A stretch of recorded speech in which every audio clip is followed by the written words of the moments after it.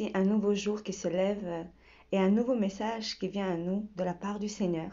Hier, on a lu « Dieu est avec nous pour nous aimer ». Aujourd'hui, nous allons découvrir « Dieu est avec nous pour nous sauver ». Alléluia. Car un grand sauveur nous est né. Un fils nous est donné. Alléluia. Selon Max Lucado, le but de la Bible est simplement de proclamer le plan de Dieu pour sauver ses enfants. Elle affirme que l'homme est perdu et a besoin d'être sauvé. Elle communique le message que Jésus est le Dieu en chair et en os, envoyé pour sauver ses enfants. Amen. Tout ce qui concerne la venue de Jésus sur terre tourne autour de son désir de nous sauver.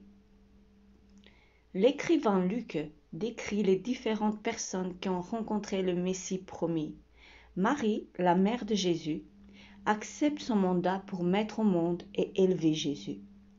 Elle exalte Dieu dans ses chants, elle est reconnaissante du salut qu'il apportera au peuple juif. Zacharie, le père de Jean-Baptiste, exulte dans sa louange du Messie à venir, qui apportera le salut à son peuple et lui montrera sa miséricorde. Siméon, qui voit l'enfant Jésus dans le temple, exprime sa gratitude envers Dieu pour son salut qui était disponible aux Juifs et aux païens. Alléluia. Vous vous demandez peut-être pourquoi le mot « sauver » fait l'objet d'une telle insistance et d'un tel drame. Avez-vous même besoin d'être sauvé? Est-ce si important? Les Écritures sont si claires sur le fait que nous avons tous péché et que nous n'avons pas atteint la gloire de Dieu. Que nous ayons commis un adultère, menti à notre voisin, triché à un test ou grillé un feu rouge, nous sommes tous pécheurs. Aux yeux de Dieu, le péché est le péché. Même dans les meilleures conditions, nous avons encore des parties de nous qui sont brisées et qui ont besoin d'être réparées. La puissance salvatrice de Dieu en Christ fait toutes les réparations dont nous avons besoin. Alléluia. Aucune force de volonté, d'entraide ou de pensée positive ne peut faire le travail. Le sang du Christ qu'il a versé pour nous lors de sa mort nous purifie de tous les péchés que nous avons commis ou que nous soumettrons dans l'avenir. N'est-ce pas époustouflant? Alléluia. Alléluia. Dès que nous déclarons de la bouche que Jésus est le Seigneur, nous sommes à toute fin utiles, sauvés. Cela ne signifie pas bien sûr que nous nous sommes instantanément transformés en saints, mais plutôt que nous sommes maintenant conscients de notre péché et de la sainteté de Dieu. Nous sommes également de plus en plus conscients de la croix et de son travail pour combler le grand fossé entre ces deux faits. Jésus nous déclare maintenant justes grâce à sa mort pour nos péchés. Comment cela devrait-il nous affecter? Eh bien, pour commencer, nous devons vivre dans la reconnaissance qu'il nous a sauvés des répercussions éternelles du péché. Alléluia. Nous devons ensuite nous efforcer de faire de la repentance un style de vie qui signifie que sans hésiter, même au quotidien, nous devons accepter humblement nos manquements envers notre Dieu Tout-Puissant, sachant qu'il nous aime et nous pardonne. Il est essentiel de se rappeler que sans repentir, il n'y a pas de pardon. Nous devons alors vivre avec la réalité sobre mais libératrice que nous n'avons rien fait pour nous sauver et que c'est purement par la bonté et la grâce de Dieu. Alléluia. Enfin, le fait d'être sauvé ne signifie pas seulement que nous sommes seuls, mais que nous montrons aux autres la voie de Jésus. S'il a pu nous sauver, il peut nous sauver. Ils ne le savent peut-être pas encore, mais notre histoire et notre transformation pourraient être le catalyseur de cette évolution. Amen. En marchant dans les nouvelles normes de votre vie, vous vous réveillerez chaque jour en sachant que le Sauveur du monde vous a sauvé de vous-même et pour lui-même. Vous valiez la peine de mourir pour lui. Amen. Dites-vous cela et dites-le aux autres. Amen. Faisons une petite prière. Une prière de reconnaissance et de remerciement devant le Seigneur. Je t'invite à ouvrir ton cœur. Seigneur, je te remercie de m'avoir sauvé par ton Fils Jésus. je te demande de me pardonner chaque péché, en pensée, en parole ou en acte. J'ai besoin de plus de toi dans ma vie. Rappelle-moi ta douce miséricorde et ta grâce généreuse envers moi. Que ma vie témoigne de ta bonté à mon égard, au nom de Jésus-Christ. Amen. Je voulais inviter aussi ceux qui écoutent peut-être pour la première fois ce message du salut, de ce besoin d'être sauvé, d'être pardonné de nos péchés. Je t'invite à regarder en toi-même, en ta vie, et de te poser cette question, est-ce que j'ai besoin d'être sauvé? Est-ce que j'ai besoin d'être pardonné? Est-ce que je crois en Dieu? Je t'invite à réfléchir sur ta propre vie et de constater un peu les dégâts de ta vie, de ton cœur, de ton état de ton cœur, ton état de tes pensées. Où y vont les vagues de tes pensées? Comment tu vis? Et de réaliser que tu as peut-être, et pas peut-être, mais sûrement besoin de ce Sauveur magnifique et merveilleux qui nous a été envoyé pour nous sauver de nous-mêmes, de nous délivrer de nos désirs qui nous mènent au péché et qui nous séparent de Dieu. Car Dieu, oui, il existe. Dieu existe. La parole dit que la nature témoigne de l'existence de Dieu. Quand tu tournes des yeux vers la nature, que tu regardes tout ce qui est magnifique, le monde est tellement magnifique, tellement bien fait. Il n'y a qu'un Dieu magnifique et super intelligent, super fort, super sage, infiniment même, je pourrais dire, infiniment sage, infiniment puissant, qui pourrait créer un monde pareil que nous avons reçu. Car il a créé avant de faire l'homme sur terre, afin que l'homme, lorsqu'il est sur cette terre, puisse s'épanouir de tous les bienfaits que Dieu a donnés.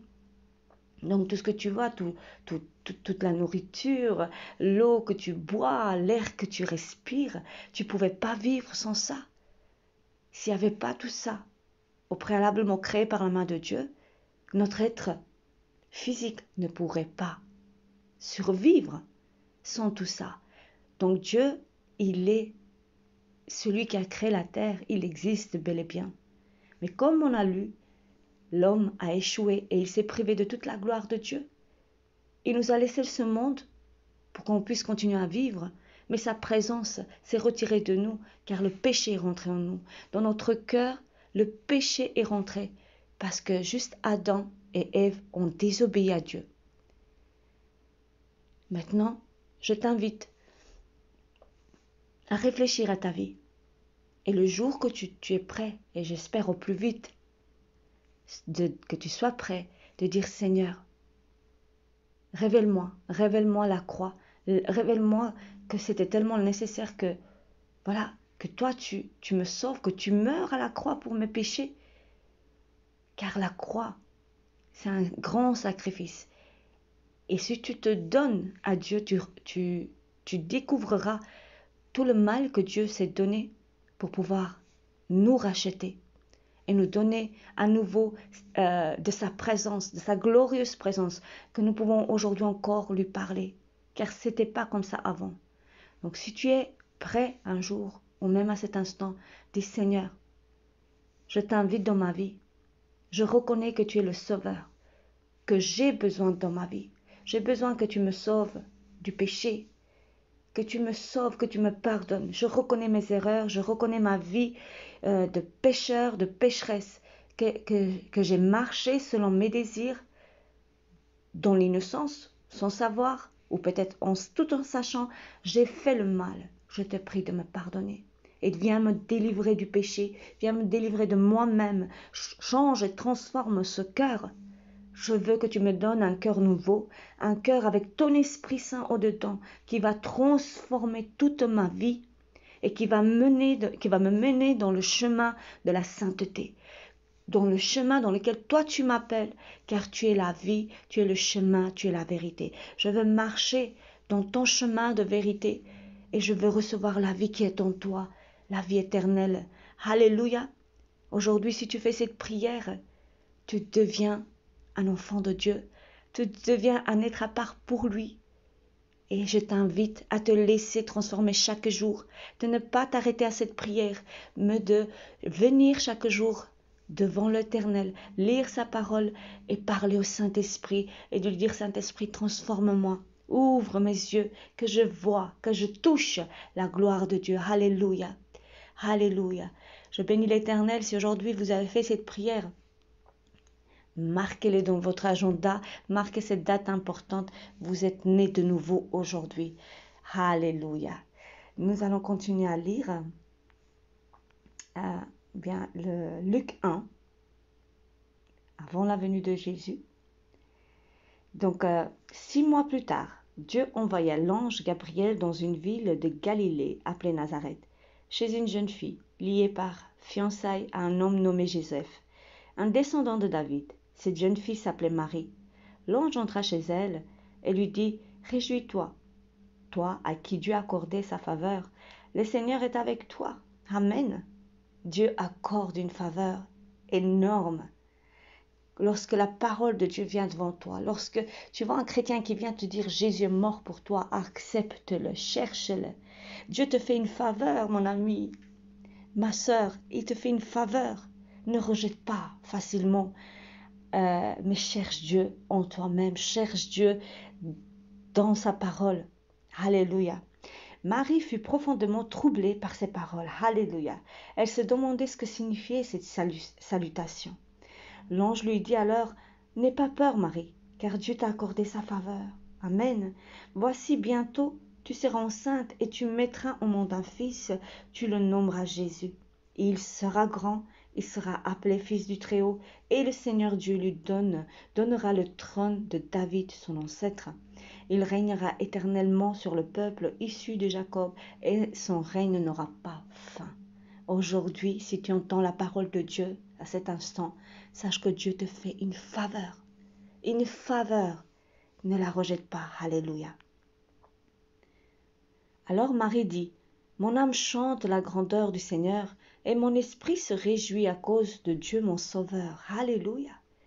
Alléluia. Chante, oh chante pour l'Éternel. Réjouis-toi de son salut, car il a bien voulu abaisser son regard sur son humble servante. C'est pourquoi désormais, à travers tout le temps, on m'appellera bienheureuse, car le Dieu Tout-Puissant a fait pour moi de grandes choses. Lui, il est saint, alléluia, et sa bonté s'étendra d'âge en âge sur ceux qui le craignent.